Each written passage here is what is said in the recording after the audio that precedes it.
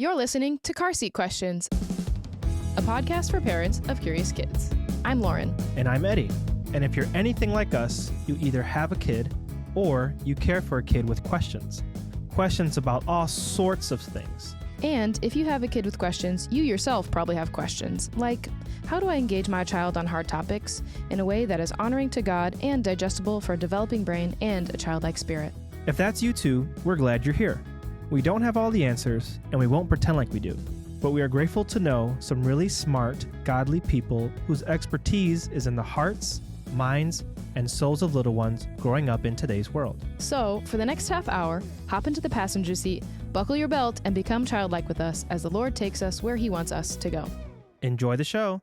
In this segment, we are going to be focusing on the heart, mind, and soul of our children because we think it's important in order for us to begin to help answer the questions that they have for us as they grow up. And today we have a very special guest, Brooke Ervin, who I am blessed to call my sister-in-law. So Brooke, why don't you tell us a little bit about yourself and what you do for work? Hi, yeah. Well, I am Lauren's sister, and it's the best. But I'm also a therapist. I live and work in Louisville, Kentucky. I have a Master's of Science in Clinical Counseling, and I am a licensed professional clinical counselor. And I work primarily with trauma, and I work with women, adolescents, and kids and families. I'm married to my husband for the last 14 years, and we have 3 kids, 9, 6, and 4. Great. Thanks. So we want to ask you about, I think we often find, maybe I'll just speak for myself and not everyone. I often find that my son's emotions are incredibly triggering to me. I actually, once I became a mom, I started therapy because I was finding out that I was just like a really angry person. And I would have never categorized myself as an angry person before, but it felt like, and this is probably not the reality, but it felt like becoming a parent made me an angry person. And so why is it that our kids' emotions are so triggering to us? Yeah, I mean, I think this can come from a couple of different places. One is, how are we parented? How are we responded to when we had emotions or we're being emotional? And this can come from our culture, our cultural beliefs, the beliefs that are existing in our families around children, you know, whether that's like, oh, they should be seen and not heard, or they should always obey and I'm always in charge and I rule the roost and they comply, or even faith environments. And, you know, whether that's many different faith environments and how children are to behave in the home, and people take all different verses and use them the way that they want to use them. And then just beliefs within the culture that we live in around children and how they're to behave in public or how they're to behave in these different environments. And so all of those have to be looked at. How were we parented and what were the beliefs that we were raised with regarding children and where they're supposed to be? And we have to get healthy ourselves before we can help our kids get healthy. If we aren't healthy, we're parenting from our history rather than from where our kids are. Yeah. And we are projecting our beliefs and our cultures and our norms and our childhood and even our attachment wounds onto our children. And then I think after that, it comes down to worry and control. So Got me. Me too. Me too. I like my order. I like my boxes. Stay in my pretty boxes. Yes. We worry and feel judged by our kids' actions and reactions. So when we see their big emotions, am I not doing a good enough job? What am I doing wrong? Yeah. Or why will you not let me do what I want to do right now? You know, so we take that and make it personal. If we're out in public, well, is someone else going to judge me? So if my kid is melting down in the middle of Target and screaming, even if I'm fully confident that I haven't done anything wrong, a mean side eye, and you're like, what? Stop! Don't look at me! Don't judge me! Stop! You know. We fear society and their beliefs and care more about that than we do about nurturing the souls and the needs of our kids. Yeah. And we try to view them as grown-ups, even though they're not grown-ups and they don't fit in the grown-up world. Yeah. And our culture, especially as in the U.S., does not do a good job of recognizing that kids don't fit into grown-up culture. Mm-hmm. They're Like not meant to. we're expecting them to have like adult emotions or adult actions. Yeah. Even though they're not there yet emotionally. We want them to behave like children in boxes. So yeah, at the playground you can run around and be crazy, but like don't do it in the grocery line, or Yeah. don't do it when it's inconvenient for me. Mm-hmm. And then sometimes our kids trigger us because we worry about things that we can't control, or we worry about like, oh, what if there's a diagnosis? What if they grow up and become? And so like all of those fears can snowball into like, oh, if I can't manage this right now, what will it become? Yeah. I guess I feel like sometimes if I don't deal with that thing that's happening right in that moment, it's just, they're never going to get it, or they're never going to like correct the behavior. Like they're never going to get it when they actually have a whole life to learn a behavior or learn how to manage their emotions, I guess. Yeah. We, that control piece is a big piece of it, I feel like. Yeah. It's parenting and kids. Like kids aren't neat and tidy. And they don't love our tightly packed schedule and getting ready when we want them to, and like out the door in 5 minutes. And why aren't you tying your shoes quickly right now? And why did you want to run back upstairs for the thing that you remembered 5 times when I told you we needed to leave at this time? And all of these things, it's just, we want to live on this like rigid clock schedule and get all these things done and live this hurried life. And kids aren't wired for that. Do you think that like, I think sometimes from me in my brain, I'm like, don't you know that I know that and I'm trying to get to that, but I have to do all these 100 other things before we can get to that thing that you're yelling at me about. And so I think sometimes for me, it feels like, oh, he probably thinks I'm not thinking about him or I'm not caring for him. And I'm like, don't you know, I want him to understand that I know and I'm going to care for him. It's just like there's 400 other things that I have to do first. Yeah. And he sees his needs as first and primary. Yeah.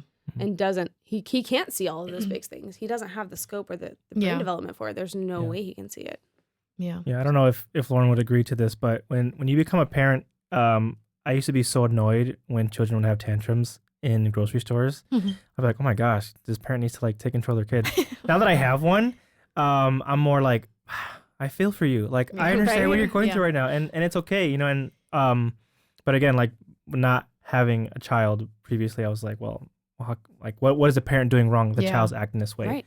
And they're not doing anything wrong. It's just the child cannot, they cannot explain like what's happening in their bodies in terms of emotions. Exactly.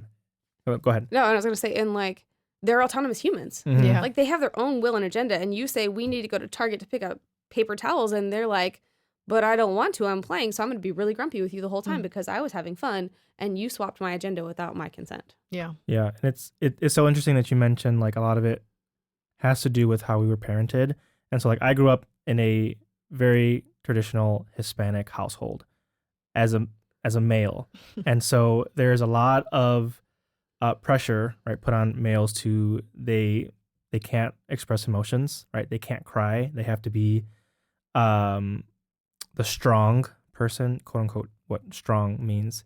And so before Trey, right, it was like, well, Trey, like, he can't cry, right? He can't do this, he can't do that, which is like the opposite of what like he needs to do, and as Lauren and I have worked through this journey together with emotions, right? It was a total like generational like shift for me. It's like, no, this is actually healthy for him, but it's still triggering to me because of how I was raised to deal with my emotions. Yeah, I think it's like it was so ingrained in you at such a young age that you shouldn't be doing those things. And even though you know differently and you like cognitively it's okay for him to do that, it's still like so triggering to our emotions.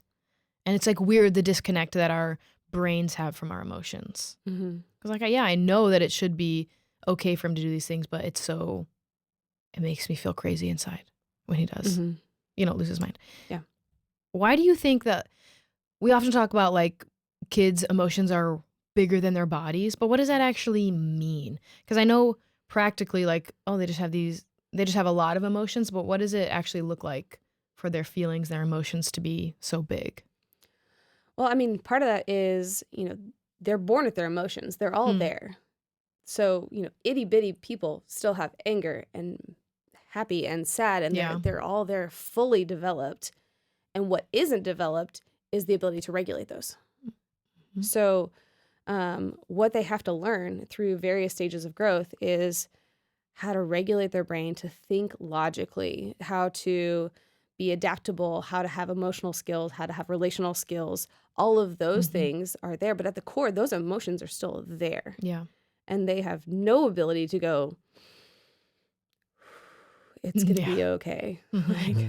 They have no ability to tune in and recognize, hey, mom said 1 minute, and when she says 1 minute, she means 1 minute, and she shows up 1 minute later. Yeah. They don't have any framework for that you are regulated, that you can help them regulate themselves. They can't see anything outside of their own perspective.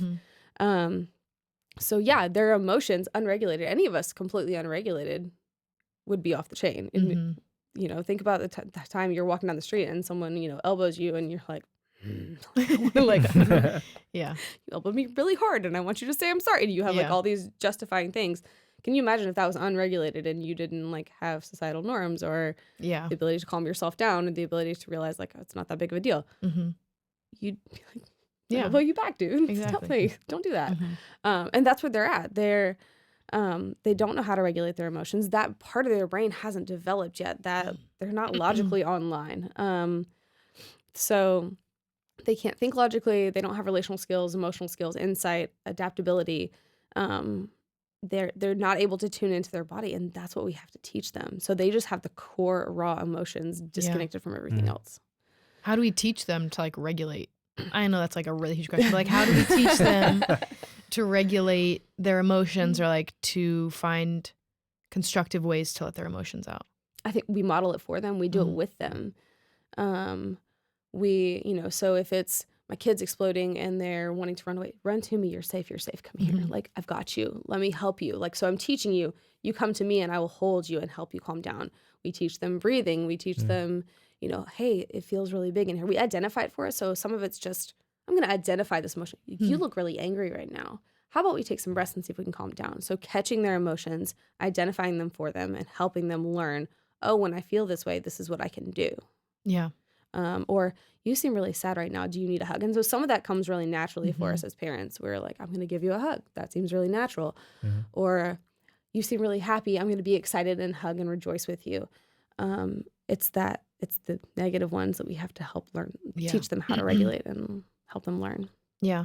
I think, so like watching you and your kids, I think they're better obviously at taking a deep breath than a 2-year-old. So like, is there a scale of like, at this age, they can kind of do this type of practice to help themselves? Do you see that? Or is it just practicing with them? I feel like it's just practicing, because you could get a 6 or 8 or 10-year-old that had never been taught to regulate themselves. And my kids didn't start off doing it. Yeah. The first time I told my child, one of my children, I won't tattle on them, but like one of my children that was running off angry, actually like, run to me instead, run to me. And they ran to me and they hugged me and wrapped their arms around me. And I was like, squeeze me as tight as you can, squeeze all of your big feelings out. I can hold them. You're safe. And I'm telling them, you're safe. I can hold them. They're okay. They're good here. And then I felt my child like breathe and their whole body relax. And then I kept prompting it over and over. And then they learned, oh, and now without even thinking about it, this child runs to me when their feelings are big and they'll squeeze me tight. And for me, that's awesome, because it's also a good indicator for me. Oh, their feelings are really big right now. They don't know how to handle it. They're shutting down. They need help. So I've given myself that kind of built-in, oh, come to me. You run and throw your arms around me and start squeezing me tight. I'm going to stop and pause and tune in and help you get through this. Versus if you run away, I'm cooking dinner, I'm chopping onions, like I'm making all the things, and I have to stop and pause and get to a space and then come chase you down and see what's going on. And I'm 1000% able and willing to do that. But if you run to me, I can help you regulate right here, right now. We can talk it out in the middle of whatever we're doing. Yeah. Do you think children prefer to be around a certain parent when they are needing to express emotions, or they're needing to get stuff out, or they tend to act a certain way when a parent is or not around, like in terms of getting their emotions out. Do you ever see there's a preference to one over the other? I think it probably is more which one stops, tunes in, gives me space, regulates with me. And so it's going to be, I mean, very often we see that as mom because we see mom is nurturing or she's there during the different times that are very often like when kids have big feelings. But I don't think that doesn't mean dad can't absolutely step into that role. Yeah. He can step into that role and show up and say, hey, like I can help you too, and mom's really busy right now and she wants to help you, but I can help you too. And I'm not doing anything. And, I think that's an excellent relationship builder for dad and child to have. But sometimes it tends to more naturally be mom, but I think that is more just because in most homes, women tend to be the more nurturing. Yeah. Hey, I see you're really sad, or I see that you took a big sigh, or I see that you're walking off angry. I'm going to go and connect to you and bring you back because of how we are wired for relationship and connection. Yeah, I think we find and maybe this is kind of where you were going, Eddie, but we find in our home, Trey shows a lot of his more negative, angry emotions at me, or like when I'm around, like he's a lot more. I don't know. He's just it's harder to get him to comply with what we're wanting or to like go with what we're trying to do. When I'm around, it's a lot harder than if it's just Trey and Eddie at home together. So maybe that's kind of like where you were kind of going with that question. And maybe some of that is because you have been a safe place for his negative emotions to come out and he doesn't know how to regulate them. Yeah.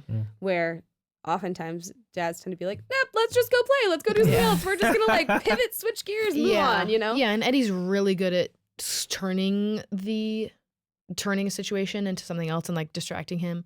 And not in a bad way, like a good way, like finding something else to do. Yeah. Or let's go color, or let's go play with trucks or whatever. And he's a lot better at that than I am in those moments. And so maybe that is. But both are necessary. We need to identify emotions, but we also need to be able to then go, but I can't wallow in this. I did what I could do. Yeah. I have to move on. I'm doing my best. And, so they need these skills from both of their parents, you know?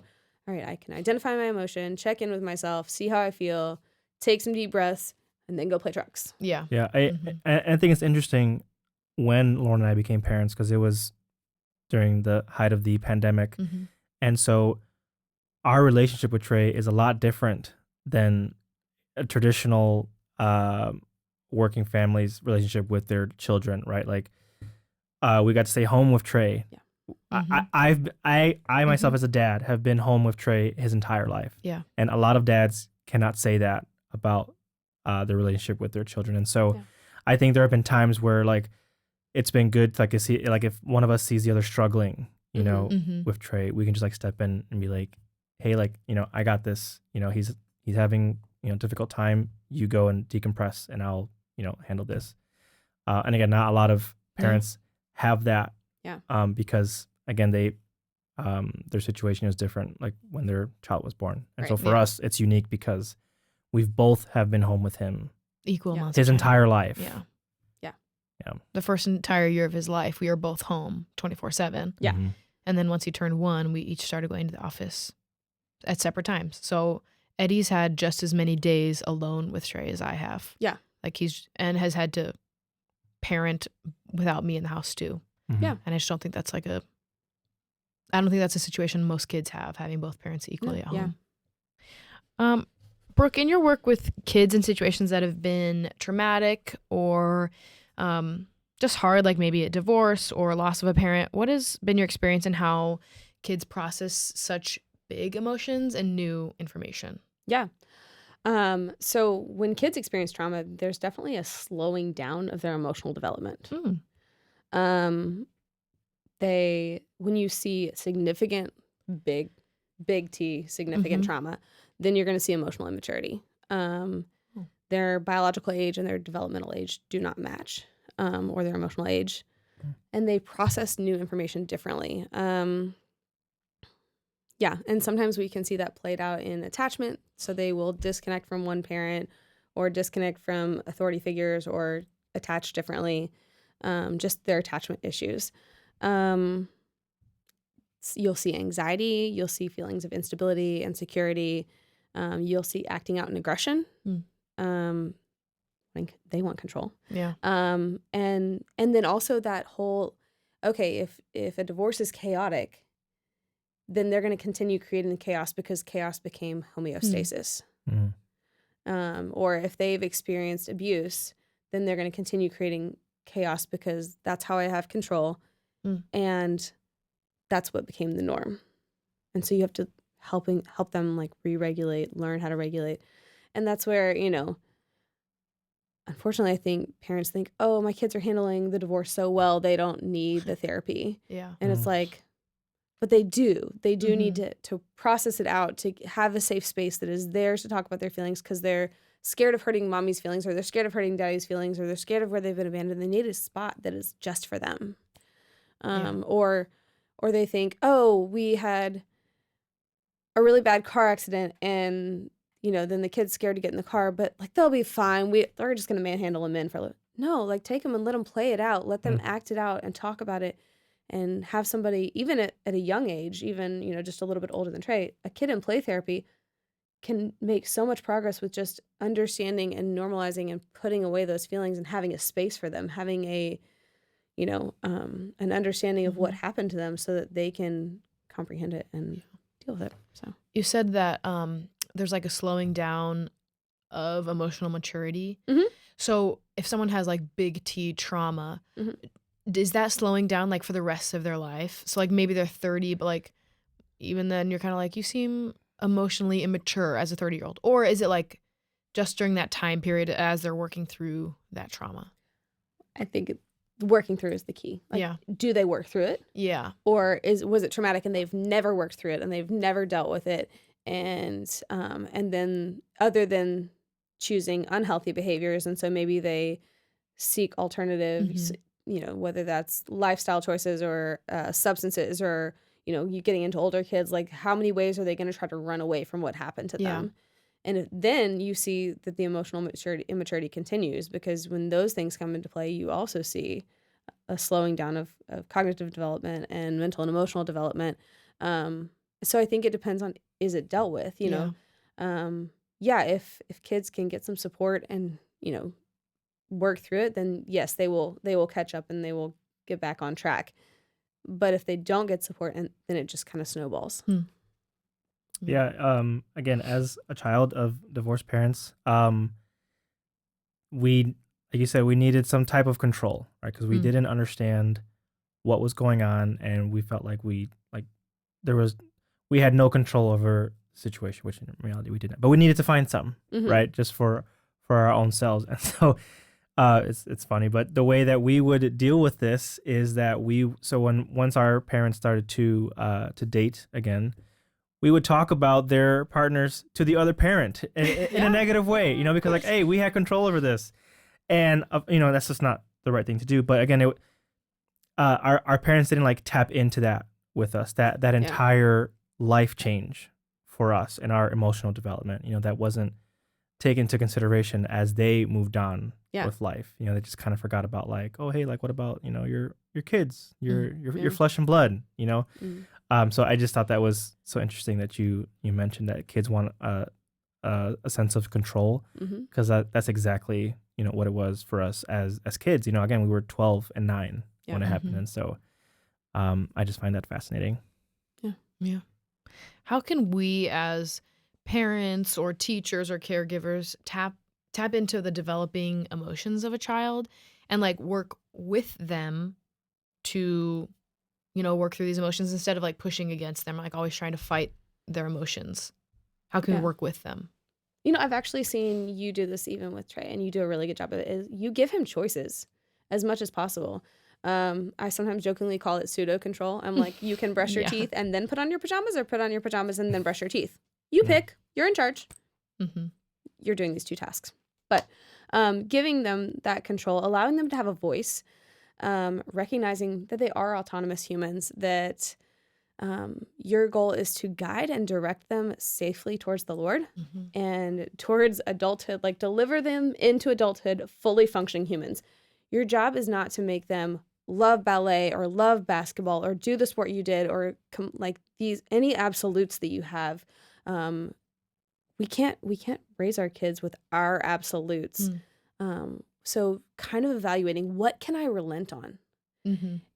I love viewing my kids as autonomous members of my home. Like, it's not, oh, these are my children that I'm raising into this box to do this certain thing. It's, these are these humans that I get to interact with, and my job is to safely deliver them into adulthood. But my job is not to control what they look like as adults. Yeah. So another big question is when a kid has, something that they want and you have something you need, lay that out for them. So with my kids, a lot of times what we'll do is we'll say, how do we work it out? So it's, I want to have this really messy, crumbly snack in the car. Mom has said no more crumbly snacks in the car. How do we work it out? And I make them problem solve. So that goes back to that brain development. They have to figure out how to regulate their emotions, how to figure out what they're feeling, how to stabilize themselves, and logically come to a conclusion. So anytime that I can teach them logic and teach them to come to a, like, we're going to meet in the middle on this. And it's amazing what they come up with. It's so fun. I'm just like, they crack me up. Sometimes it's, well, can I have my crumbly snack as soon as we get back from the errand? Absolutely. 100%. Yes, you can. 100%. Well, what if I just pick a snack that's not messy and have water in the car instead? Yep. Totally done. Like, and when they're first learning to do it, you have to kind of teach them, like, hey, you could offer and ask me if we can do this or this or this. But ask me something and teach them, ask me something. We can work this out. It's not my way or the highway. And I think that's a big piece of it. Like, whether you're a parent or a teacher or a caregiver, don't make it my way or the highway. They're an autonomous human with their own thoughts and feelings and emotions. You wouldn't do that to another adult. Yeah. So why do we do it to our kids? Yes, there's absolutely times that you have to say, you may not do that. It is not safe. Or, I'm sorry, we absolutely have to walk out the door right now. Yeah. But in most situations, there's an area that you don't have to have it just your way. You can meet them in it. One of our things is you can wear whatever you want to church except for those ratty old sweatpants. Sorry, I really don't like them. You can't wear sweatpants. Now, does that mean that, like, you can wear your track pants? Sure. Do I love it? It doesn't matter if I love it or not. Like, I would rather you show up to church with a good attitude because you've had some control in your life than to be like, oh, now I'm going to die on this hill. That's what they love. Right. They love the track pants. Okay. Okay, great. fine. Love your track pants. Right. Love your track pants and love Jesus. That's all, whatever. It's fine. Who cares? And my kids know, like, we don't wear sweatpants. And we don't wear things, like, as my kids are getting older, and like, oh, that is 2 sizes too small. I'm not wearing that. But, like, other than that, I don't care. That's been my limit. My limit is so achievable and reasonable that I can then say, would you like to wear your track pants? Would you like to wear you could wear a hoodie and jeans. Like, that's totally okay. Yeah. We're just not going to, this is my one, like, bare minimum limit. And that's just to show respect for the place we're going. Or, hey, I'm going to let you pick your chore today. We have to do chores. Chores. I'm going to let you pick which one you do. I may even say you have to do these 3 chores this week. Pick which one you do which day. Today. Yeah. What do you have in your lunch? Okay, we're going to have a vegetable, a fruit, and a protein. What do you want in your lunch?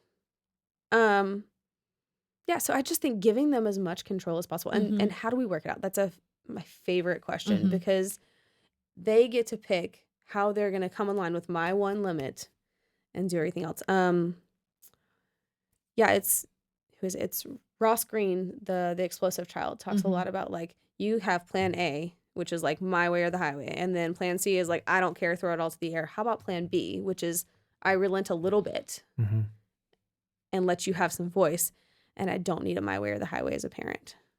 And I think it's just so helpful. It's just helpful, like, to view them as autonomous humans and to view them as, like, members of your household and to say, like, it's not my way or the highway. Like, I wouldn't do that to another adult. Yeah. Like, we have to go to school. We can relent. There's just I think every conversation, there's a way that you can relent. Mm-hmm. Or find a choice. Find a choice. Yeah. Find some control for them. Yeah. And they're going to be more compliant in general when they have control in their own life. Mm-hmm. Yeah. People rebel when they don't have control. Mm-hmm. I don't like people bossing me around. Yeah. Me neither. Do you ever just like look at your kid and you're like a whole person? Yeah. Do you ever just like look at him and you're like a little person? And also, like, when I don't control you, I'm like, you're actually really cool. Yeah, you're a cool person. And you probably did better on yourself than I would do trying to make you my way. They like do their own little thing. Yeah. They're people. They're hilarious. They are funny. Yeah, and he is more creative than Lauren and I put together. Yes. It's Right? not hard to do with me. Yeah. Well, we have one last question for you. Okay. That's a question we like to ask all of our guests is, what do you want your kids, or any kids in general, to know about their emotions? They're normal. They're normal. Everybody has them. Yeah, we all have them, and we all just have to learn how and when to express them. Mm-hmm. But like, everything you're feeling is totally normal, and you're allowed to have them. And like, emotions aren't sinful. They're not bad. They're not wrong. Our reactions and our choices are what we have to learn to control. Yeah, that's great. Thanks for being with us and sharing with us. Thanks for having me. Wisdom with us. And we're sorry that the weather outside is ungodly currently. Yeah, Brooke's get here back from to my Kentucky, so Get my warmer weather back tonight. yeah, exactly. So to end our episodes, we like to do a benediction and a send-off. So to him who is able to do far more than we can understand, may he give us the wisdom to raise our children to first love God above all else and love others as themselves. Go in peace.